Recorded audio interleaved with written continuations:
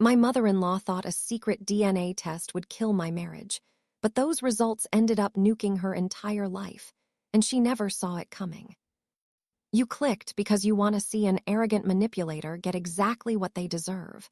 And believe me, this story ends with the ultimate poetic justice. My name is Sarah Miller. I'm 32, an occupational therapist, and until very recently, I thought I'd married into a somewhat stable, albeit intense, family. Last Sunday, my mother-in-law, Barbara, did something that honestly felt like a scene from a bad daytime drama.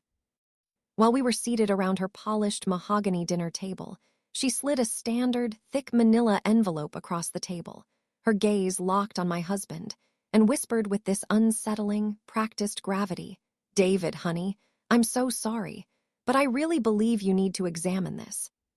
She had gone completely behind my back and secretly, without any permission, ordered a DNA test on our 3-year-old daughter, Chloe. She was absolutely counting on those results to be the wrecking ball that finally demolished my marriage to her son.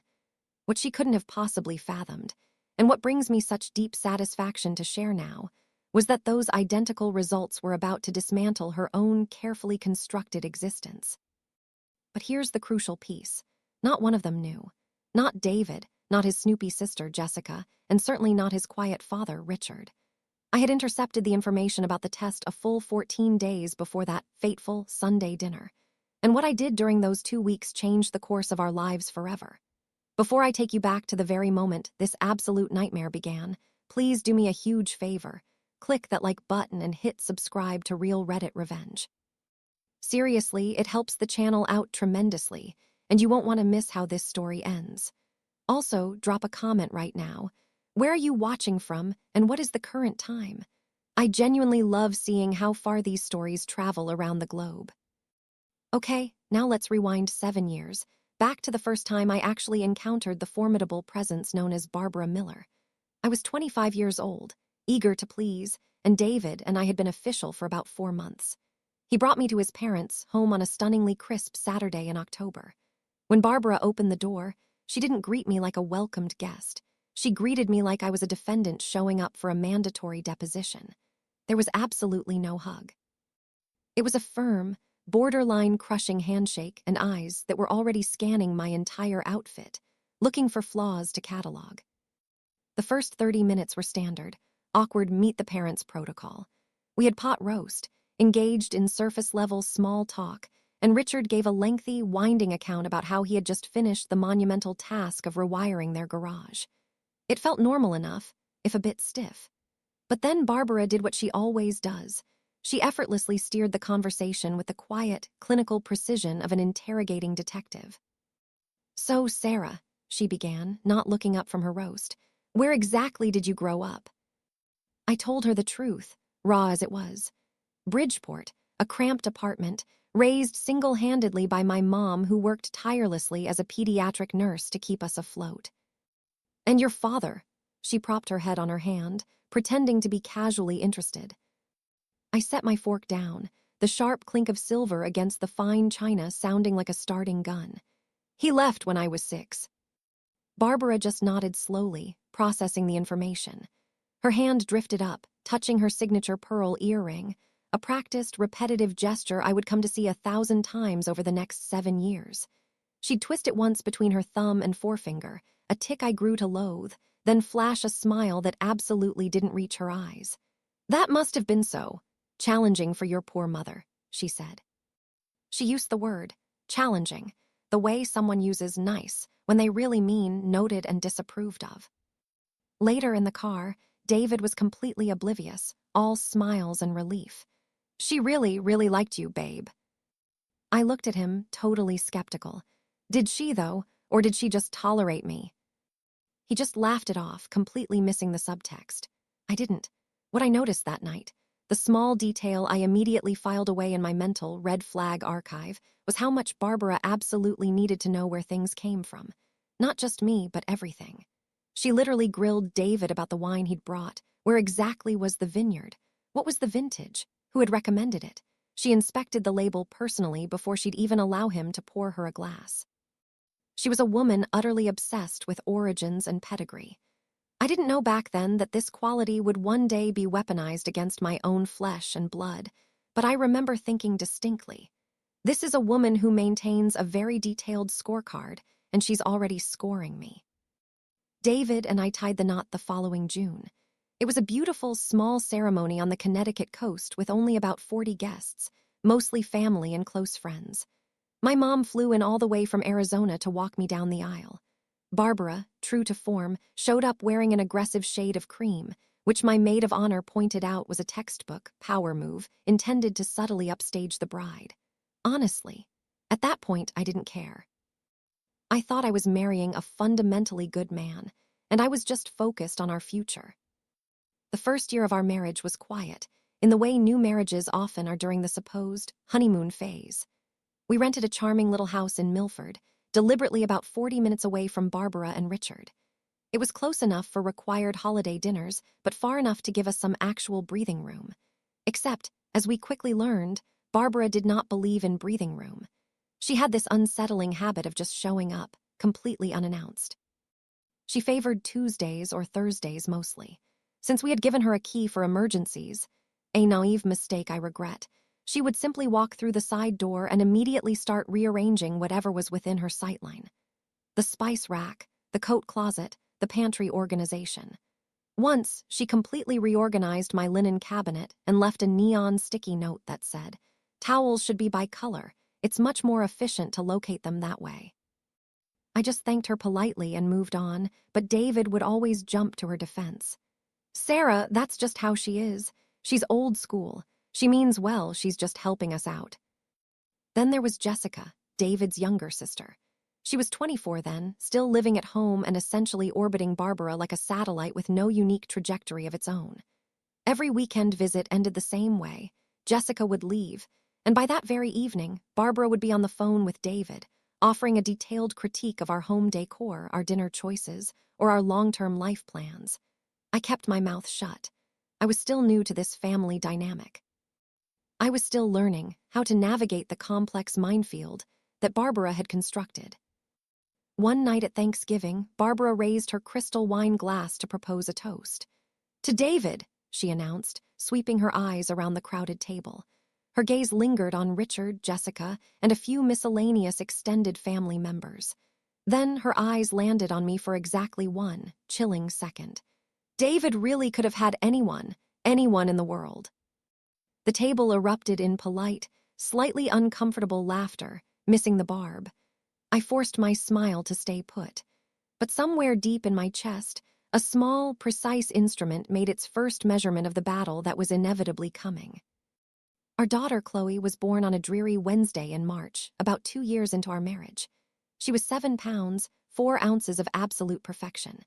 She came out crying immediately, which the nurse assured me was a wonderful sign of strong lungs. Her hair was incredibly dark at birth, almost raven black. When Barbara first held her in the hospital room, she looked down and murmured, "She looks exactly like David did as a baby. Those features are all Miller." There was actual, genuine warmth in her tone for the first and only time. For one singular, foolish moment, I allowed myself to believe, maybe this is it. Maybe this child is the connection that will finally bridge the gap between us. That delusion lasted approximately 6 months. At 6 months old, Chloe's hair began to change dramatically. It wasn't an all-at-once transformation.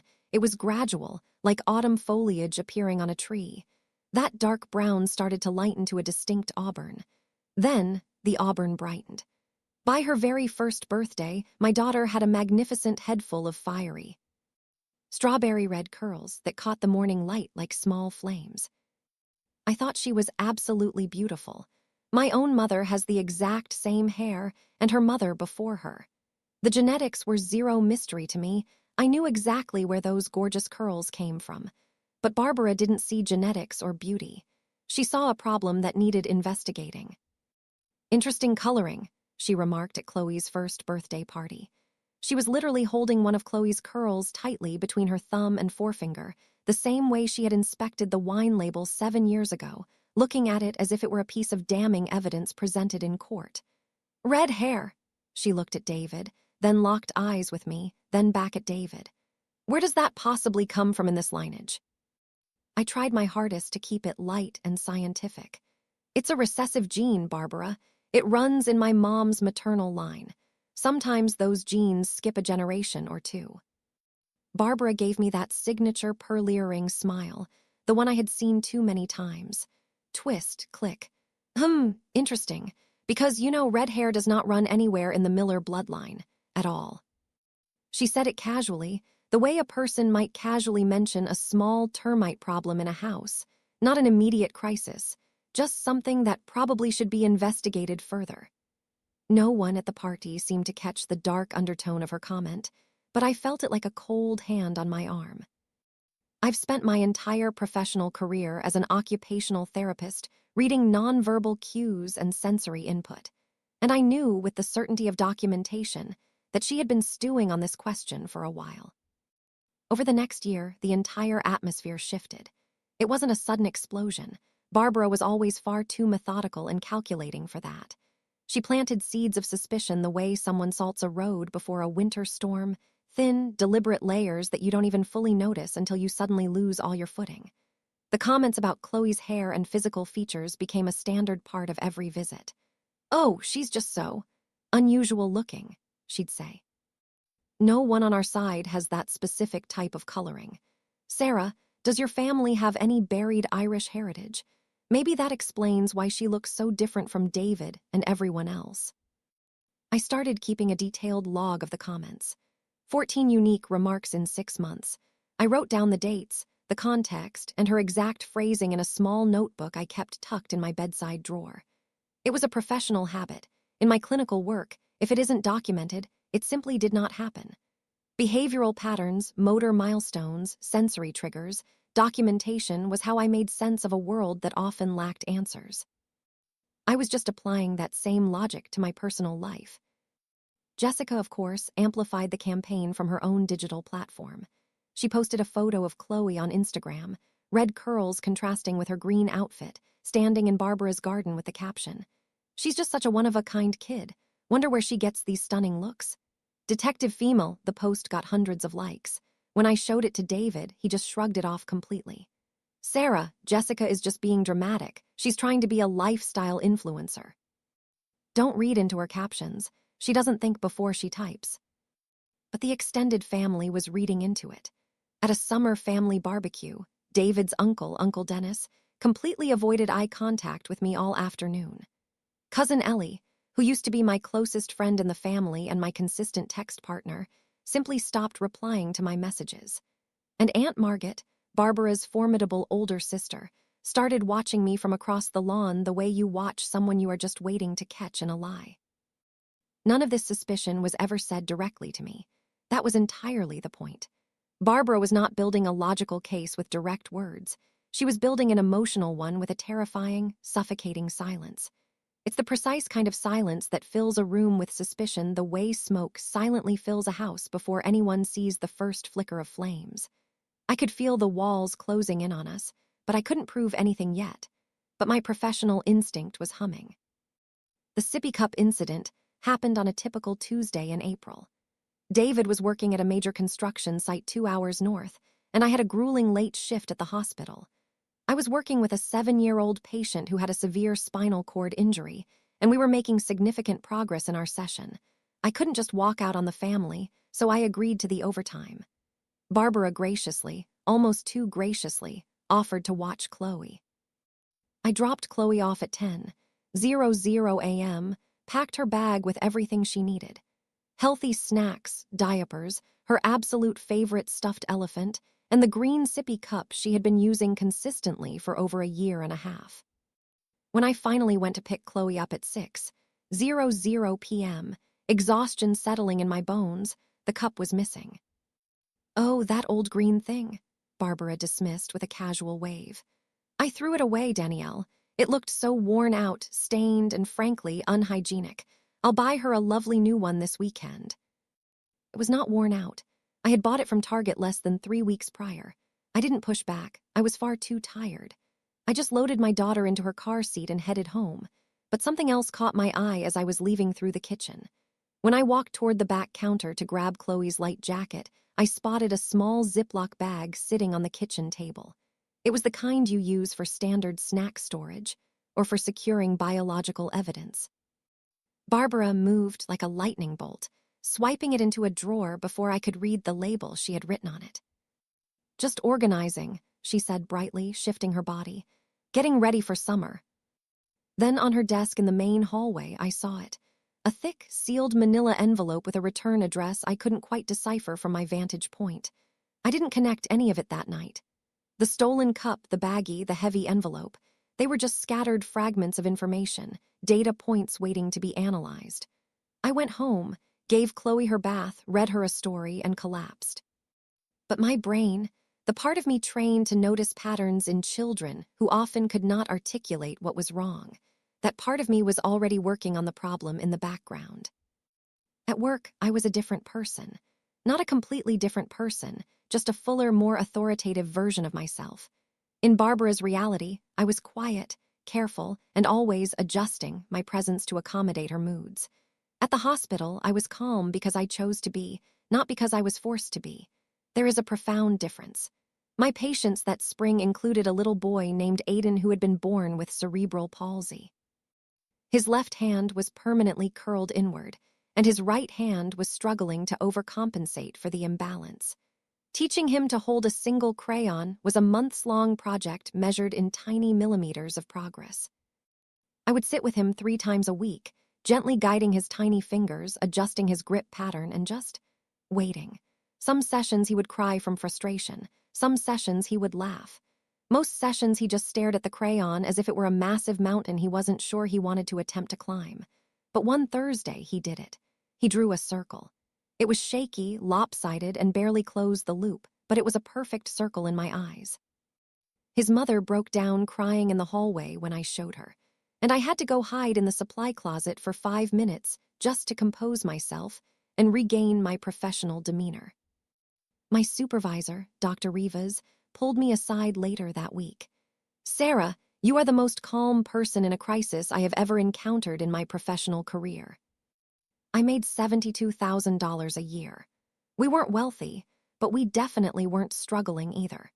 It was enough to cover my significant student loans, contribute consistently to Chloe's education fund, and pay for the occasional date night dinner David, and I still managed to wring out of our busy schedules. I'm mentioning my income because later, when Barbara tried to aggressively frame me as some gold digger who trapped her son for his family's prestige and stability, it was absolutely vital that I had my own professional legs to stand on. I earned my master's degree. I earned my license. I chose this difficult work because holding a child's hand while they learn to do the impossible is the closest thing to a miracle I know. Barbara, however, never once asked me about my work in 7 years. Not once. Easter was the first time Barbara finally, truly went nuclear in front of the whole extended family. We were at her house. Around the massive table with the usual crowd. Richard, Jessica, Aunt Margaret, Uncle Dennis, Cousin Ellie. Chloe had just sprinted into the dining room wearing this bright yellow Easter dress, her fiery red curls bouncing with every step, and Ellie smiled. "Oh my God, Chloe is just the cutest thing in the world." Barbara slowly, deliberately set her wine glass down, the stem clicking loudly against the crystal, silencing the room. "She really does not look like any Miller I have ever seen." She paused, letting the heavy silence do its devastating work. "Not a single one." Jessica, right on predictable cue, chimed in. "Mom is actually right, Sarah. I was looking through the old albums last night. 0 redheads, it's wild." I felt the entire energy of the room shift against me. Nobody gasped, nobody made a grand scene, but the atmosphere completely curdled. Richard suddenly became very fascinated by his own throat clearing, and Margaret studied her asparagus with intense concentration. I looked at David. He was staring intensely at his plate, saying absolutely nothing, actively choosing to disengage. The dinner moved on. Chloe ate her mashed potatoes. Barbara served her famous pie. The wound had been expertly delivered and then immediately papered over with polite chatter about the weather and Jessica's Instagram engagement rates. On the drive home, my hands were shaking. I finally snapped. If your mother says one more thing like that in front of your family, David, I am going to lose it and respond in kind. I mean it.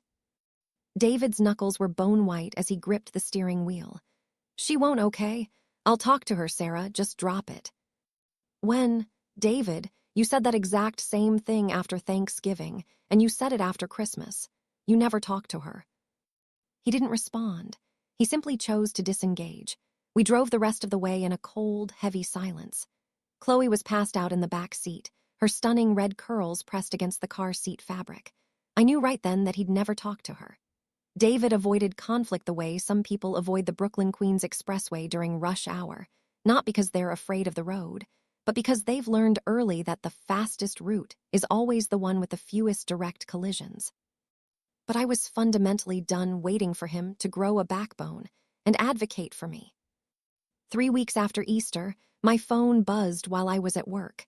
I was in the therapy room, sanitizing rubber grips from a hand exercise kit for the next child. The number was local, and I almost let it go to voicemail. Mrs. Miller, this is Kelly from Genevia Labs.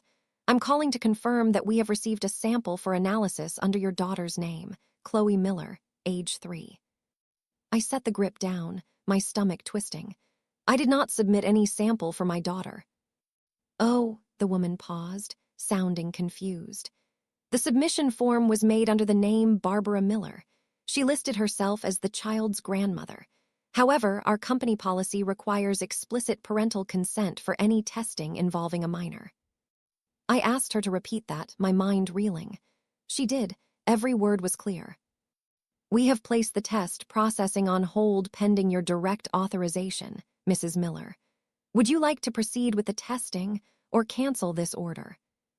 Cancel it, I said.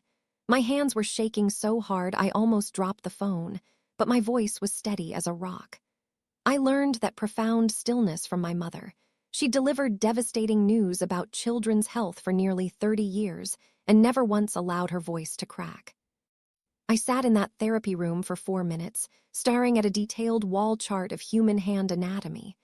Flexor digitorum, abductor pollicis, opponens pollicis.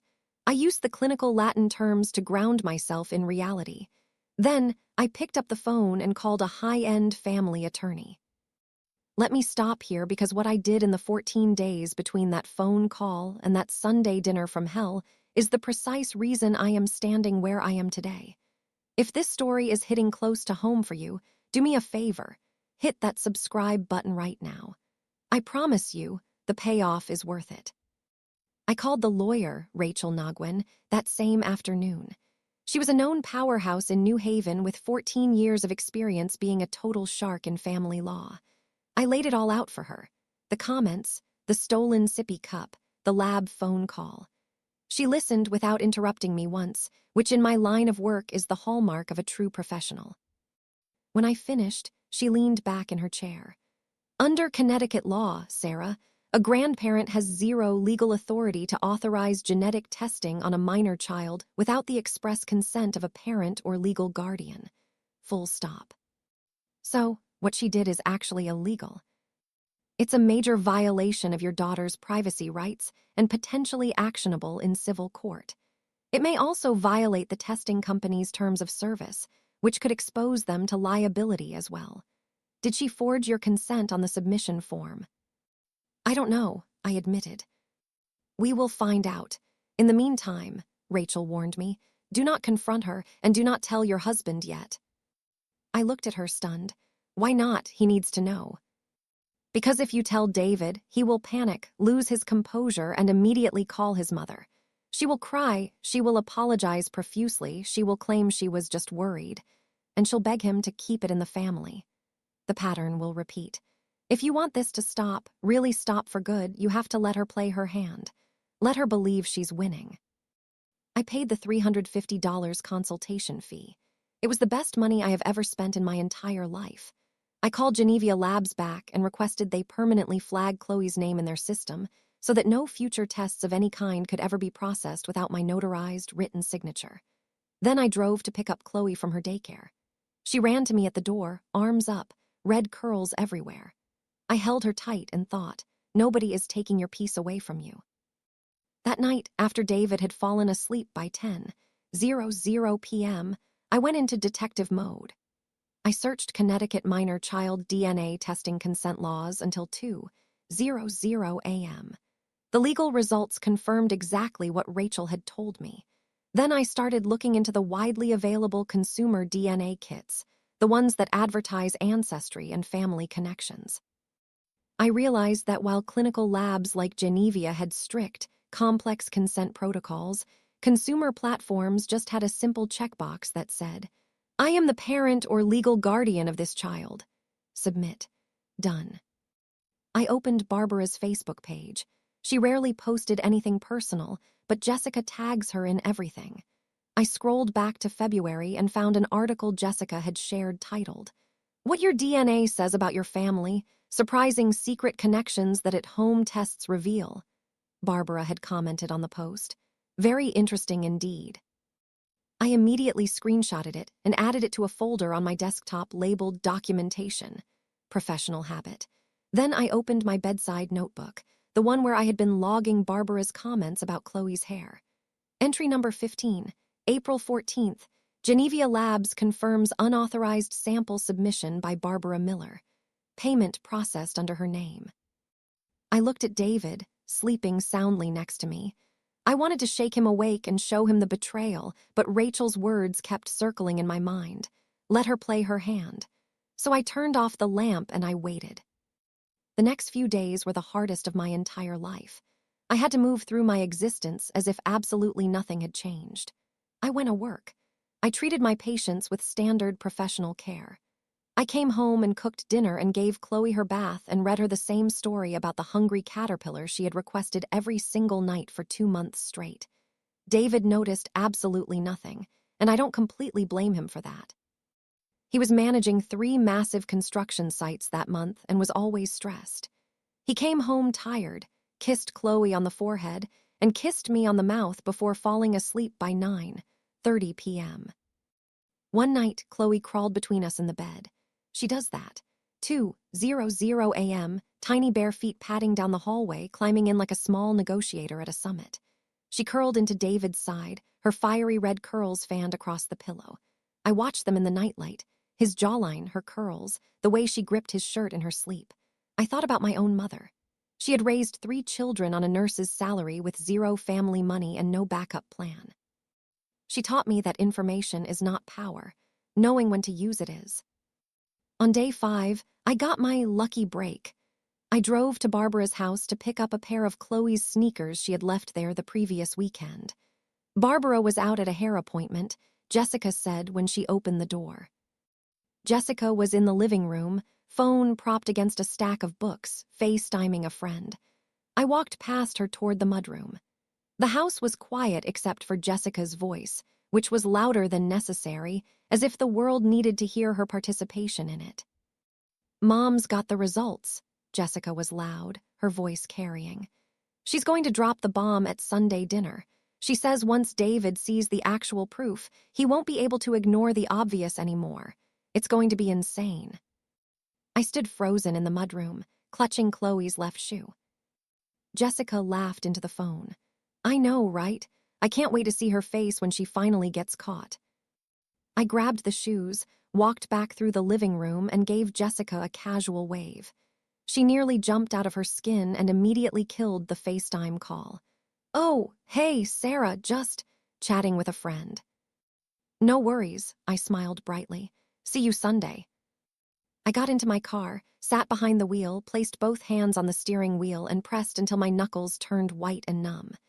Now I knew the when, Sunday, the where, the dinner table, and the who, the whole family.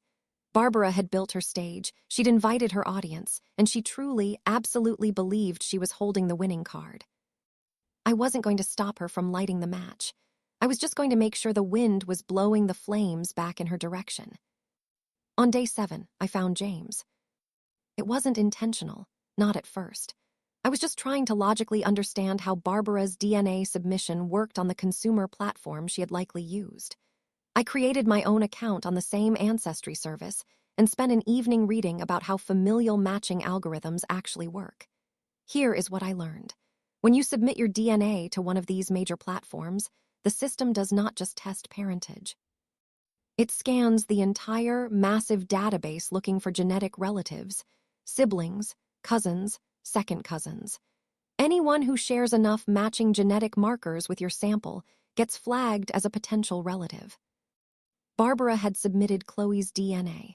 That meant Chloe's entire genetic profile was now cross-referenced with every other profile in that entire database. I managed to log into the account Barbara had created. She'd used a predictable email address and a password that I successfully guessed on the second try. And there, listed under potential relatives on Chloe's profile, was a name I had never once heard. James M., age 36, Portland, Oregon. Relationship estimate, half-uncle. I stared at the computer screen. A half-uncle relationship estimate only meant one thing.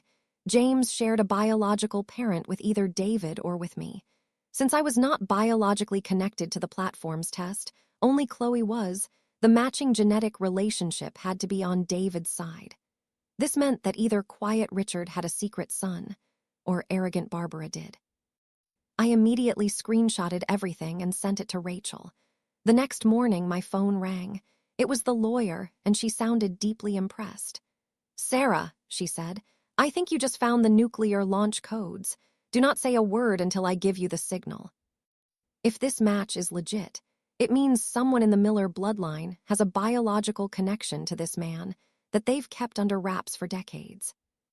Or, I said, my voice dropping an octave as I leaned into the speakerphone, it means Barbara has a connection. She's the one who went rogue and ordered the test, Rachel. The lawyer was silent on the other end. I could practically hear her brain wheels turning. Then we need to figure out exactly who this James M. is. It took me 2 long evenings of digital sleuthing to crack the case. James Michael Sullivan, born June 1990 in Portland, Oregon, adopted at birth through a private agency in Hartford, Connecticut. The DNA platform didn't give away his life story for free, obviously, but James had opted into the open to contact feature. His profile bio was a gut punch. Adopted, looking for my biological roots, open to a conversation if you're out there. I didn't reach out. I'm an occupational therapist. I respect boundaries and the weight of medical information. That wasn't my call to make, but I did the math, and the math didn't lie. 1990. Barbara was 25 then. She and Richard didn't tie the knot until 1992 when she was 27. David was born that same year. Barbara had a child 2 years before she married Richard. She gave that baby up for adoption, and she never breathed a word of it to anyone, except, potentially, the one person who had been sitting at every single Sunday dinner for 7 years, watching me with those judging, hawk-like eyes, Aunt Margaret. When I dug deeper into Chloe's DNA match report, I noticed a shared matches tab. There was another profile that both James and Chloe connected to, tagged as Margaret R. possible aunt or half-aunt. Margaret's middle name was Ruth, Margaret Ruth. Margaret knew. She had been the vault for Barbara's secret for 36 years. I sat at my kitchen table in the middle of the night, staring at the blue light of my laptop, thinking about Barbara. For the first time, I didn't feel white-hot anger. I thought about a 25-year-old woman in 1990, unmarried, probably terrified of what her prestigious family would think, making a heart-wrenching decision that would haunt her every time she looked in a mirror. I understood that kind of fear. I grew up watching my own mother make impossible choices just to keep the lights on. But understanding a choice and forgiving the decades of lies that follow it, those are 2 very different zip codes. Barbara hadn't just given up a child. She had buried the truth so deep that she convinced herself the only real threat to the Miller legacy was me. She was terrified of being found out, and she projected that fear into a weapon aimed directly at my 3-year-old daughter. On Thursday, Barbara called. Her voice was bright, way too bright. It was that administrator voice she used when she was managing a crisis. "Huge family dinner this Sunday, Sarah. I want everyone there. I even told Richard to invite his brother, Dennis. It's going to be special." "We'll be there, Barbara," I said, my voice as smooth as glass. Friday was for preparation. I printed out every single screenshot. I organized my documentation folder with clinical precision. Dates, specific events, The lab confirmation from my phone call, the platform login records, and the full familial match report for James M. I backed everything up to my cloud drive and BCC'd copies to Rachel. Rachel called me that evening. Sarah, if she actually goes through with this, if she presents that illegal test in front of witnesses, it effectively nukes any defense she has in a civil suit. Are you absolutely sure you want to let it get that far? You could shut this down privately right now. I'm sure, I said. She needs to see the house she built burned down by her own hand. Saturday night, I gave Chloe her bath. She was splashing around, her red curls slicked back and dark against her neck. I lathered her hair gently. "Mommy," she whispered, "why does Grandma Barb always touch my hair like she's looking for something?" I froze. A 3-year-old's intuition is a scary thing. "Because your hair is magic, baby." "Is it really?" She looked at me with those wide Miller eyes. "The most magic," I promised. I dried her off, put her in her favorite jammies, and read her the Caterpillar book until she fell asleep holding my thumb. David came upstairs a few minutes later. "Mom seems really hyped for tomorrow. Any idea what's got her so worked up?" I looked at my husband, a good man who had spent his entire life believing his mother was the gold standard of morality. "I guess we're all going to find out tomorrow, David." I didn't sleep a wink that night. I just stared at the ceiling fan, running through every possible scenario. In every version, the truth came out. The only thing I didn't know was what it would cost us. Sunday morning, I dressed like I was going to a high-stakes board meeting, not a family dinner. I wore a soft ivory sweater, approachable, not aggressive, dark jeans, and the gold necklace David gave me for our first anniversary. No war paint, no heavy makeup, just me. Chloe wore a little blue dress with white flowers. She did a princess twirl in the hallway mirror, her red curls catching the morning sun. David loaded the car. It was a 40-minute drive north. Classic rock was humming on the radio, and Chloe fell asleep before we even hit the interstate. I watched David's hands on the wheel. He's a contractor. He builds things meant to withstand pressure. I kept thinking, today those hands are either going to hold mine or they're going to let go. We pulled into Barbara's driveway at 4:15 p.m. There were already 3 cars there. Richard's truck, Jessica's sedan, and a silver Buick I knew belonged to Margaret. It was a full house. Barbara met us at the door. She gave David one of those long, intense hugs mothers give when they think they're doing something righteous for their child's own good. She gave me a brief, efficient nod. "Put Chloe down upstairs," Barbara instructed. "She can nap in the guest room while we get things ready." I carried Chloe up, tucked her in, and watched her sleep for a second. Her red curls were fanned out across the white pillowcase like a copper halo. Downstairs, the jury was assembled. Richard was in his usual recliner. Dennis was beside him. Jessica was on the sofa, her leg bouncing a mile a minute while she scrolled through her phone. Margaret was standing by the china cabinet, her arms crossed tight over her chest, her mouth a thin, grim line. And there, sitting on the hallway console table, right where I'd seen it 2 weeks ago, was the manila envelope. Thick, sealed, waiting. Barbara caught me looking. She flashed that pearl-earring smile. "Dinner first," she chirped. I'll give it to her, the pot roast was incredible. Barbara had always been a master in the kitchen. It was one of the few things about her that wasn't a performance. Richard told a story about a fishing trip. Dennis laughed at the punchline. Jessica checked her phone every 30 seconds. She wasn't texting, she was watching the clock. She was on Barbara's schedule. Margaret, however, looked like she was holding onto the railing of a bridge in a hurricane. She barely touched her food. Barbara sat at the head of the table, the undisputed queen of her domain. She refilled water glasses, asked about Dennis's new truck, and played the part of the perfect hostess. It was technically flawless, but emotionally hollow. 20 minutes in, the small talk died. Richard was mid-sentence about a car repair when Barbara stood up. She smoothed her blouse, tucked a strand of her dyed brown hair behind her ear, and cleared her throat. "Before we do dessert," she began, "there's something I feel I need to share with this family." The room went dead silent. Richard stopped chewing. Jessica finally put her phone face down. Margaret closed her eyes for a heartbeat. just long enough for me to catch the flash of dread. Barbara walked to the hallway, returned with the manila envelope, and held it at chest level like a prosecutor presenting Exhibit A. What happened in the next 3 minutes changed every life in that room. If you aren't subscribed to Real Reddit Revenge yet, hit that button now. You're going to want to hear this. Barbara slid the envelope toward David. Open it. David looked at the envelope, then up at his mother, totally confused. Mom, what is this? It's dinner. Barbara placed her hands flat on the table.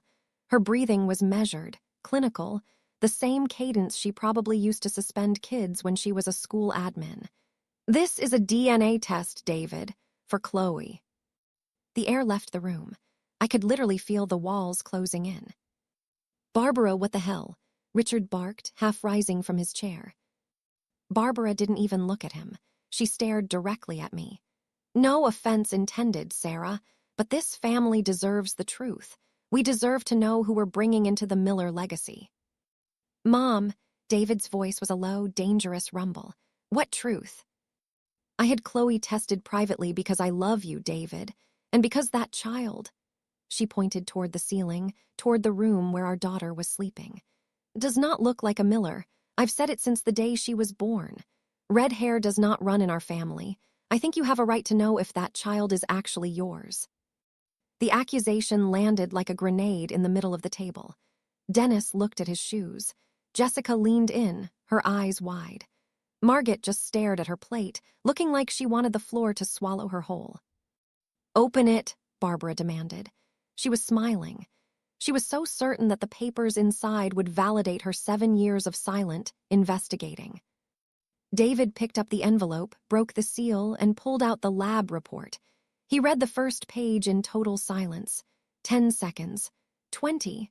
Long enough for Barbara to start shifting her weight, long enough for Jessica to hold her breath. David looked up. He looked at Barbara. She's mine. Barbara blinked, her smile faltering. What? Probability of paternity, 99.9998%, David read aloud, his voice shaking with a mix of relief and fury. He held the page up. Chloe is my daughter, Mom, period. The smile on Barbara's face didn't just fade, it fractured. It was like watching ice crack on a windshield, still there but the structure was gone. That can't be right. Let me see that. She reached for the papers, but David pulled them back. No, you've done enough. Stay away from them. Maybe the lab made a mistake. Jessica piped up, trying to save her mother's pride. David spun on her. Shut up, Jessica, just shut up. In 34 years, David had never raised his voice to his sister like that. The room felt the shift. A door that had been open his entire life had just slammed shut. Barbara's hand went to her pearl earring, twisting it frantically. There must be an error, she whispered, her voice shrinking. The hair, the coloring, it doesn't make sense. David set the papers down and looked at me. I'd been sitting at the far end of the table, hands folded in my lap, playing the part of the silent observer. Now it was my turn. The results are 100% correct, Barbara. My voice was level, clinical, the voice I use when I'm explaining a difficult diagnosis to a parent.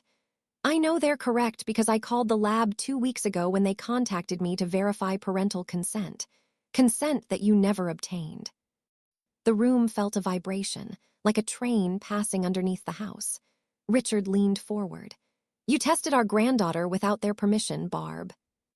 Barbara's chin lifted, a last-ditch effort at defiance. I was protecting our family. Under Connecticut state law, I said, a grandparent cannot authorize genetic testing on a minor without written parental consent. Your lawyer can explain the protection aspect to you when we file the privacy suit. Mine already has. I said it as if I were documenting a patient's progress notes. Factual, chronological, no fluff. Barbara's face went from pink to a ghostly, sickly white. But the lab shouldn't have. The lab followed protocol, I cut her off. You didn't. Silence. Jessica bit her lip. Dennis looked at Richard. Richard looked at Barbara with an expression I'll never forget. It wasn't anger. It was the look of a man realizing he didn't actually know the woman he'd shared a bed with for 3 decades. I let the silence sit for 3 long seconds. Then I said, "But honestly, Barbara, that's not even the most interesting part of those results." Every head at the table snapped toward me. David looked confused. "What do you mean, Sarah?" "Keep reading," I told him. "Check page 4. David flipped past the paternity confirmation, past the methodology, and reached the familial match report. He read it aloud slowly, like he was learning to read for the first time. Potential familial match, James M. age 36, Portland, Oregon, relationship estimate, half-uncle to Chloe Miller. He stopped. He looked at the page, then at me, then at Barbara. Half-uncle, that would mean he's either Danielle's half-brother or mine. "He's not mine," I said firmly. David turned to his mother. "Mom, who is James?" Barbara's mouth opened, but no sound came out. Her hands were gripping the edge of the table so hard her knuckles were purple. Her pearl earring sat motionless. Even her nervous tic had abandoned her. I don't." Margot's fork clattered against her plate. She stood up abruptly. "Barbara, just don't." 2 words and the room understood. Dennis barked, "Margot, sit down." Richard stood up slowly, his chair scraping against the hardwood, a sound like a blade on stone. "Barbara, answer the damn question." Barbara's eyes filled with tears. She looked at Margot, who gave a small, desperate shake of her head. "It was before you, Richard," Barbara whispered. Her voice cracked, not a performative crack, but the sound of a wall that had held too much weight for too long finally giving way. "I was 25. I wasn't ready. I couldn't." "You had a child." David's voice was flat, toneless. "I was young. I was so scared." "You had a child and you never told me." David stood up now. "You never told Dad." Richard's hand found the back of his chair. He gripped it like he was trying to keep the world from spinning. 36 years, Barbara." His voice was low, vibrating. "We've been married for 34, and you never. You told Margot, but not me." "Richard, please, I was ashamed." "Were you ashamed for 36 years, Barb?" Richard's question hung in the air like lead. Nobody moved. Barbara started to sob, real, ugly tears this time. Not the "I'm the victim" tears she'd used in the past. These were the tears of a woman watching her entire identity crumble. For one split second, I saw her. Not the Barbara, the administrator, who had spent 7 years critiquing my life, but the 25-year-old girl in a Hartford hospital, signing away a baby she wasn't allowed to love. My heart actually ached for that girl. Then Barbara wiped her eyes, straightened her spine, and pointed a trembling finger at me. "This is her fault. Sarah did this to humiliate me. She brought this up to destroy me." And just like that, my sympathy evaporated. Gone. David stepped forward. "Mom, Sarah didn't bring up anything. You ordered the illegal test. You planned this gotcha dinner. You slid that envelope across the table." He picked up the pages and held them in front of her face. "I think you really need to see this." He used her own words against her. The exact words she'd used 20 minutes earlier. Barbara slumped into her chair, or rather, she missed it slightly and caught the edge.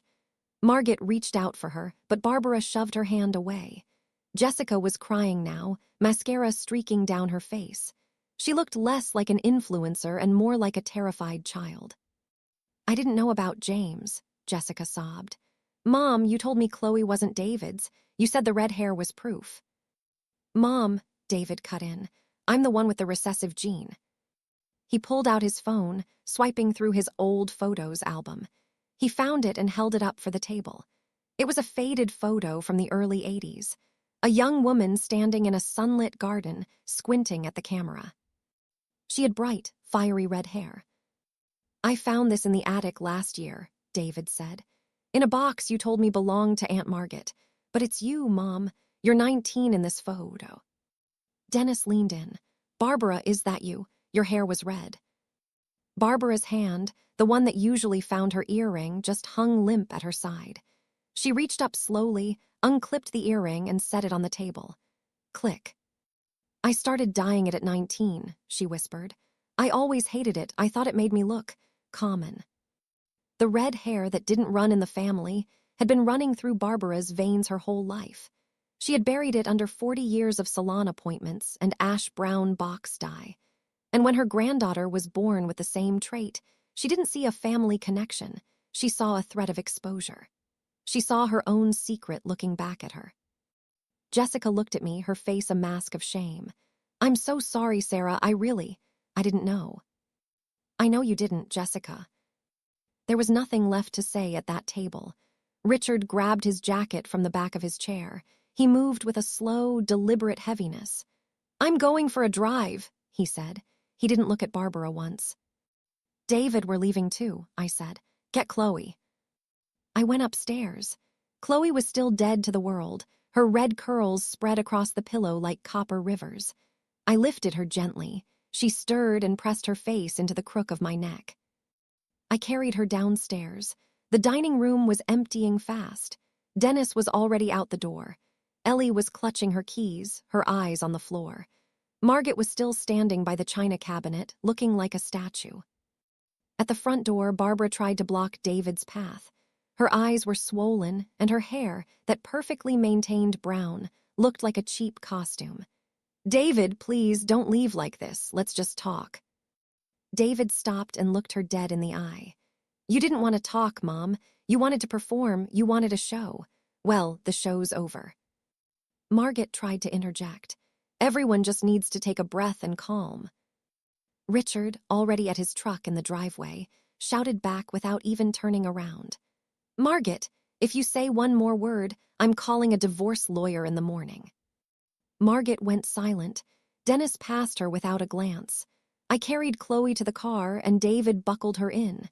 She murmured something about her stuffed elephant, and I handed it to her. She hugged it and went right back to sleep. The house behind us, the house Barbara had ruled with an iron fist for 30 years, was empty. The dinner she'd planned to expose, me had ended up exposing her. We drove in silence for 10 minutes.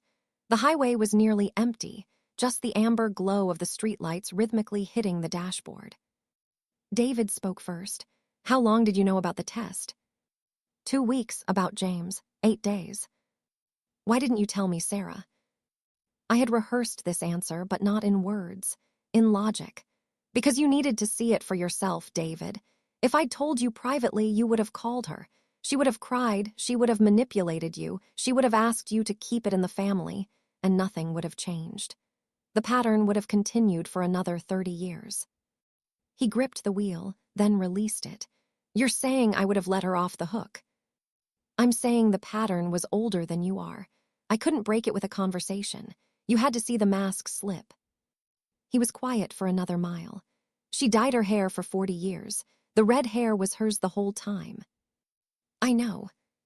"I have a brother," David whispered, testing the weight of the word. "James, a brother in Portland." He reached across the console and took my hand. He didn't let go until we were in our own driveway. He killed the engine, looked at me, and said, "Thank you for not protecting me from the truth." I squeezed his hand. That's what partners do. Monday morning, David called Barbara. "I need time. Do not contact Sarah. Do not contact Chloe." "For how long, David?" Barbara's voice sounded ancient. "Until I'm ready." He hung up and went to work. He's a builder. He processes things by doing. Tuesday, Richard called. He was staying at Dennis's place. "I told your mother I need space to think," he said. His voice was steady, the electrician's steadiness. 34 years of marriage. That's a lot of old wiring to trace back to find the short circuit. Wednesday, Jessica texted me 3 words, "I am sorry." Then a longer one, "I should have questioned Mom instead of just believing her. I was wrong. I know an apology doesn't fix it, but I had to say it." I replied, "Thank you for saying it." Thursday, Rachel sent Barbara a formal cease and desist regarding any further unauthorized testing of Chloe Miller. It was a shot across the bow, a notice of a potential civil suit. Barbara called David in a panic. He told her to read the letter carefully and hire her own lawyer. Friday evening, David sat at the kitchen table with his laptop. He'd been quiet all week, not withdrawn, just focused. "I found him," David said. "James, he's a high school history teacher. He coaches JV basketball. And Sarah, He has a daughter, she's 4. He turned the screen toward me. A photo from a school website. James Sullivan. Dark hair, the exact same jawline as David, and the same slight crook in his nose. On the desk behind us, the manila envelope sat unsealed. The document meant to destroy us had become the document that set us free.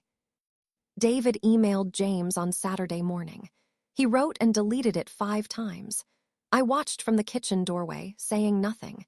He had to find his own words. The final version was short. My name is David Miller. I believe I am your half-brother.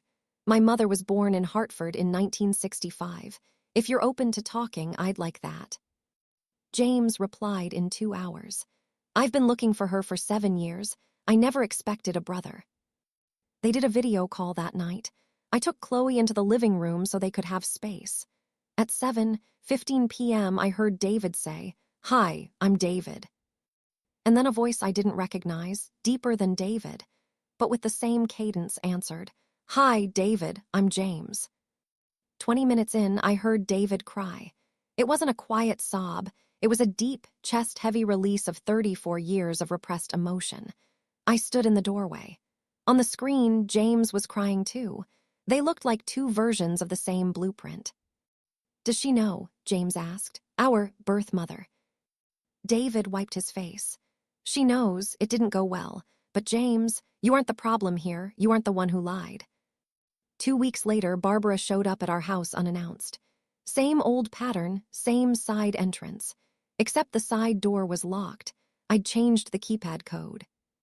She knocked on the front door. I opened it. She was wearing a gray cardigan. Her eyes were rimmed red, and she looked 10 years older than the woman who'd slid that envelope across the table. I need to explain, she said. I was young. My parents forced me to give him up. I carried that guilt for decades. David appeared behind me. Then you should have dealt with it honestly, Mom. Instead, you projected your shame onto my wife and my daughter. I was just trying to protect. You weren't protecting anyone. You were protecting your secret. Barbara looked at me. Sarah, please, I'm asking for a chance. I looked at her for a long time. This woman who had spent 7 years cataloging my flaws, who had stolen my daughter's DNA, who had planned a public execution at her own table. Barbara, I said, you're welcome to have a relationship with Chloe. She loves her grandma. We aren't going to take that from her. Hope flickered in her eyes. But, I continued, it will be on our terms, on our schedule, and you will never, ever be alone with her again. The hope dimmed, but it didn't die. She nodded. I accept those terms. For the first time in 7 years, Barbara Miller didn't argue. She just walked back to her car and drove away. Richard called David 3 weeks later. He'd been at Dennis's the whole time. I've been seeing a counselor, he said. Don't laugh. I'm not laughing, Dad. My guy, Dr. Pham, he says I need to figure out what I can live with. I can live with a mistake a girl made at 25, but I can't live with 36 years of calculated silence. That isn't a mistake. That's a choice made every single day. The following Saturday, Richard came over. He brought a toy truck he'd made in Dennis's garage, hand-sanded, painted bright red, with wooden wheels that actually turned. For my granddaughter, he said. Chloe ran to him. Papa Richard. He scooped her up, and she pressed her red curls against his flannel shirt. He held her for a long time. Then he looked at David. She looks exactly like your mother did at that age, before the dye. David nodded. I know. 6 months later, David flew to Portland to meet James in person. They sat in a diner for 4 hours. 2 men with the same jaw, 36 years of distance between them. James brought his wife and daughter. David brought photos of Chloe. In August, James and his family came to Connecticut. I stood at the kitchen window and watched Chloe and her cousin, Sophie, chase each other through the backyard sprinklers while David and James sat on the porch drinking iced tea. 2 brothers finding each other in the middle of their lives. Barbara and Richard are in couples therapy. Richard moved back in, but the conditions are strict, total honesty. No more locked drawers, no more buried histories. Barbara even stopped dyeing her hair. It's coming in silver gray now with traces of red at the temples. The ghost of the girl she tried to erase is finally coming back. Margaret wasn't invited to Thanksgiving. Nobody even brought it up. The absence said everything that needed to be said. At work, I helped a 5-year-old girl take her first steps in new leg braces. She stood for 3 seconds before sitting back down. Her mother sobbed. I wrote in my notes, "Patient stood unsupported for 3 seconds. Progress within expected range." Some things take time, but they come. That manila envelope is still in my desk drawer. I never threw it away. Not because I need it, but because it reminds me that the weapon someone builds to destroy you is often the very thing that sets you free. The people who try the hardest to expose your secrets are usually the ones with the biggest skeletons in their own closet. And the truth, it doesn't need a stage or a gotcha dinner. It just needs time. That's my story. If this reminded you to trust your gut when everyone else is gaslighting you, share this video. Thanks for being part of Real Reddit Revenge. Drop a comment, hit subscribe, and I'll see you in the next one.